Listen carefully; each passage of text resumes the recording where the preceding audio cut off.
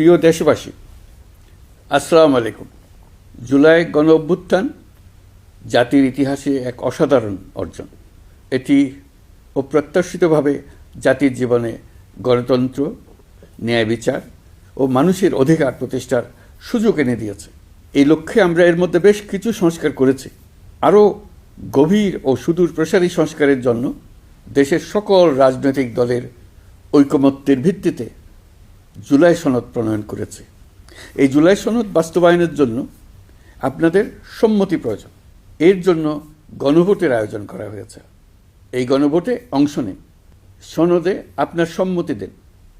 আগামী 12ই ফেব্রুয়ারি জাতীয় সংসদ নির্বাচনের দিনেই অনুষ্ঠিত হবে গণভোট। গণভোটে আপনি হ্যাঁ ভোট দিলে বৈষম্য, শোষণ আর নিপীড়ন থেকে মুক্ত হবে বাংলাদেশ। গণভোটে হ্যাঁ ভোট মানে তত্ত্বাবধায়ক সরকার ও নির্বাচন কমিশন গঠনে সরকার ও বিরোধী দল একসঙ্গে কাজ করবে। সরকার ইচ্ছামতো সংবিধান পরিবর্তন করতে পারবে না। গুরুত্বপূর্ণ পরিবর্তনের জন্য জনগণের সম্মতি নিতে হবে। এতে আরও বলা আছে, বিরোধী দল থেকে ডেপুটি স্পিকার ও সংসদের গুরুত্বপূর্ণ কমিটির সভাপতিরা নির্বাচিত হবেন। একজন ব্যক্তি সর্বোচ্চ 10 বছরের বেশি প্রধানমন্ত্রী থাকতে পারবেন না। বিচার ব্যবস্থা স্বাধীনভাবে কাজ করবে। সংসদে নারীদের প্রতিনিধিত্ব বাড়বে। ক্ষমতার ভারসাম্য রক্ষায় পার্লামেন্টে একটি উচ্চ কক্ষ গঠিত হবে। আপনার মৌলিক অধিকার আরও সুরক্ষিত হবে। রাষ্ট্রভাষা বাংলার পাশাপাশি অন্যান্য জাতিগোষ্ঠীর ভাষাও সাংবিধানিকভাবে স্বীকৃতি পাবে।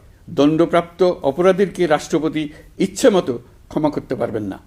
সব ক্ষমতা একজন প্রধানমন্ত্রীর হাতে থাকবে না।